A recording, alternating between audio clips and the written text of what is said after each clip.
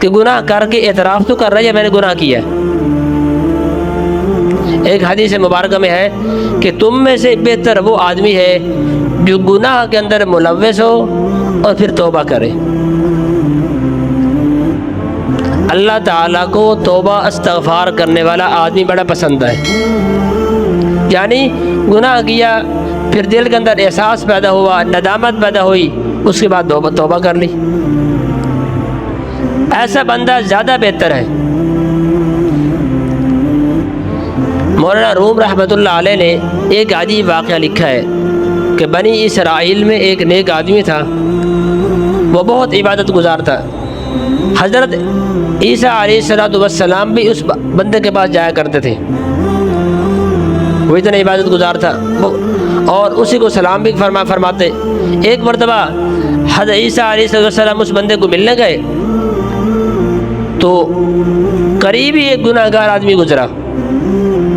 اس بندے نے، نیک آدمی راہب نے دعا کی، یا اللہ کہ قیامت والے دن اس گناہ گار کے ساتھ مجھے اکٹھا نہ کرنا، قیامت والے دن اس گناہ گار بندے کے ساتھ مجھے اکٹھا نہ کرنا۔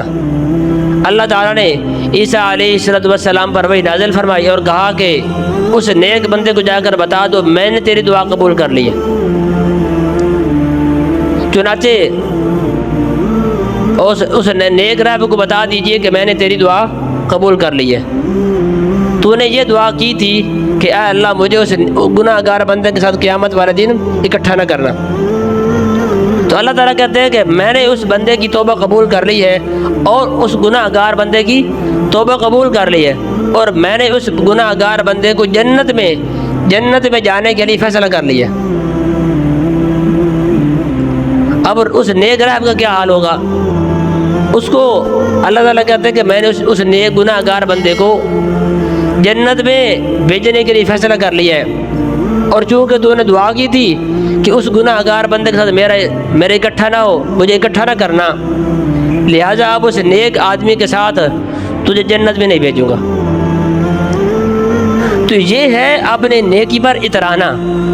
نیک آدمی کا فیصلہ جہنم کا ہو گیا اور گناہ گار بندے کا فیصلہ جنت میں ہو گیا۔ تو نیک آدمی کے لیے یہ ہے، وہ کہتے ہیں کہ نیکی اتنی نہ کرو، نیکی ضرور کرو، پر اپنے آپ کو اتنا نیک نہ سمجھو کہ ہر دوسرا آدمی آپ کو گناہ گار نظر آنا شروع ہو جائے۔ بات سمجھ میں آئی؟ تو انسان اپنے آپ کو اتنا نیکی کرنا چاہیے، نیکی کرنا ضروری ہے، لیکن اپنے آپ کو اتنا نیک نہ سمجھنا شروع کر دے کہ ہر بندہ اس کی نظر میں گناہ گار نظر ہو۔ تو کئی مرتبہ انسان کا گناہ نیکی میں ترقی کا سبب بن جاتا ہے، کیونکہ اس گناہ کی وجہ سے اللہ رب العزت کے سامنے شرمندہ ہو جاتا ہے، اپنے اندر احساس پیدا کر لیتا کہ یا اللہ مجھ سے اتنا بڑا گناہ ہو گیا ہے، میں اب توبہ کرتا ہوں۔ تو بات یہ کر رہا تھا کہ جو میں والا جو لفظ ہے نا، میں والا لفظ، یہ لفظ اللہ تعالیٰ کو بالکل پسند ہے ہی نہیں، اس لیے کہ یہ شیطان کا کام ہے۔ شیطان نے ہر کام میں کہا کہ میں ایسا ہوں، اور شیطان نے تو کہا تھا کہ شیطان میں سے ابلیس بنا ہے، اتنا عبادت گزار تھا، جب اس کے اندر میں آئی نا، میں تو میں سے وہ ابلیس بن گیا۔ بعض مرتبہ میں کا لفظ خبر دینے کے لیے یہ ٹھیک ہے، کوئی بات بتانی ہو، کوئی خبر دینی ہو، جیسے کہ خبر نامے میں خبریں دی جاتی ہیں، تو کوئی بات بتانی ہو کسی کی تو اس وقت بندہ میں کا لفظ استعمال کر سکتا ہے، ورنہ عام حالات میں جائز نہیں ہے۔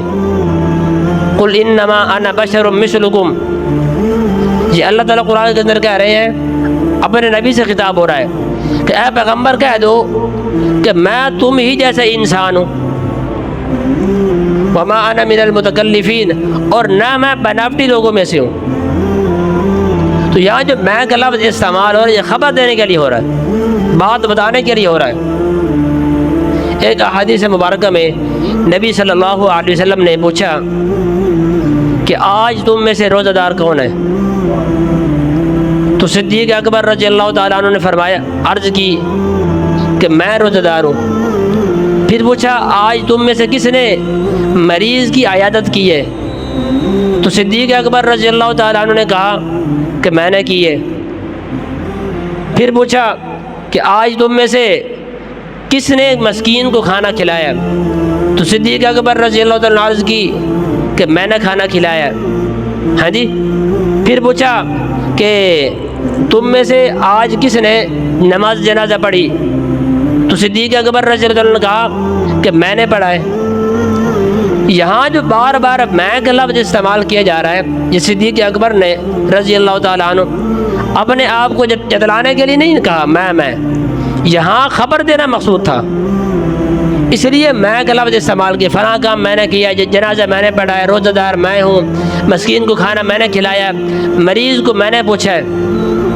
اور یہاں ایک بات غور سے سن لیں، جب بھی آپ کسی مریض کو پوچھنے جایا کریں نا، تو مریض سے یہ کہا کریں کہ میرے لیے دعا کریں۔ مریض آدمی کی دعائیں قبول ہوتی ہیں۔ ڈاکٹروں کے لیے یہ بہت بہترین بات ہے، وہ تو روزانہ کئی مریضوں کو چیک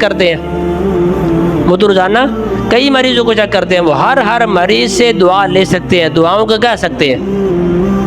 جب آپ مریض کے پاس جایا کریں اس وقت مریض آدمی کو ضرور کہا کریں کہ میرے لیے بھی دعا کر دینا، اور مریض آدمی اپنے لیے بھی، اپنی مغفرت کے لیے بھی دعا کرتا رہے، اللہ تعالیٰ اس کی بھی دعا قبول فرماتے ہیں۔ تو بعد میں یہ کر رہا تھا کہ یہاں صدیق اکبر کا جتلانا مقصود نہیں تھا، جیسے شیطان نے کہا تھا انا خیر منہ، میں آدم سے بہتر ہوں، تو یہاں شیطان کی جو میں ہے یہ اس کے لیے بری ثابت ہوئی۔ بندے کی ایسی میں اللہ تعالیٰ کے ہاں ناپسندیدہ ہے، جس میں کے اندر تکبر ہو، جس میں کے اندر بناوٹ شمار کرنا ہو کہ میرے پاس گاڑی ہے، میں بڑا ذمہ دار آدمی ہوں، ہاں جی میں بینک بیلنس والا آدمی ہوں، میرے پاس اتنے بنگلے ہیں، تو یہ جو میں یہاں جو لفظ استعمال کی جا رہی ہے یہ خطرناک میں ہے۔ ایک حدیث میں آیا ہے کہ کسی بندے نے نا دروازہ کھٹکایا ہے، جیسے ہم کسی کے پاس جاتے ہیں تو اندر سے آواز ہے کون ہو؟ تو باہر والے نے کہا میں ہوں۔ نبی صلی اللہ علیہ وسلم نے روکا، منع کی، سختی کی کہ آپ نے میں کا لفظ کیوں استعمال، اپنا نام بتاؤ۔ تو آج ہمارا حال بھی یہی ہے، دروازہ کھٹکھٹاتے ہیں، اندر سے آواز آتی کون، پھر میں، پھر پوچھتے ہیں کون، پھر میں۔ تو میں کرنے سے کوئی فائدہ نہیں ہے، اپنا نام بتاؤ۔ جب بندہ نام بتاتا ہے تو اگلے بندے سے پھر اعتراض کر دیا یار آپ نے میری آواز ہی نہیں پہچانی۔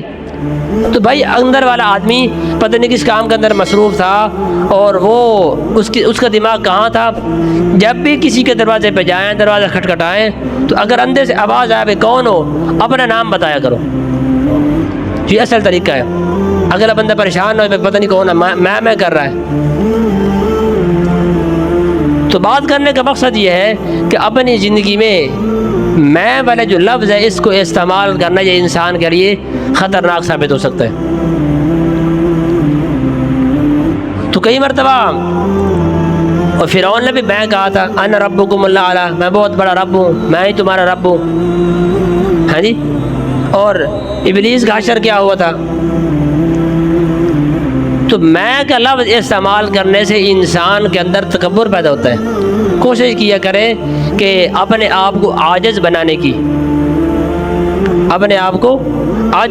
کی، ہمارے مشائخ فرماتے ہیں کہ سید سلمان ندوی رحمۃ اللہ علیہ نے حضرت اقدس تھانوی رحمہ اللہ سے پوچھا حضرت تصوف کا مطلب کیا ہے، تصوف کا اس سے مقصود کیا ہے؟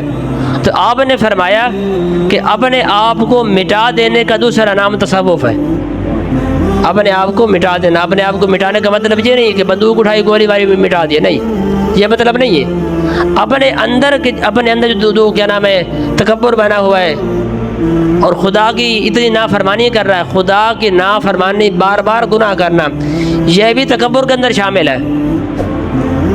جو آدمی نماز نہیں پڑھتا، باپ کی بات کو نہ ماننا تکبر کی نشانی ہے، بڑوں کی باتوں کو نہ ماننا۔ مثال کے طور پر کسی بندے پہ وارنٹ جاری ہو گئے، اس کو پتہ چل جائے کہ مجھے پکڑنے آ رہے ہیں، بھاگ جائے، جب پکڑا جاتا ہے اتنی بڑی نافرمانی نہیں تھی، لیکن جو بھاگنا اس کے لیے بڑی نافرمانی شامل ہوتی ہے، اب اس پہ زیادہ قانون سخت ہو جاتا ہے۔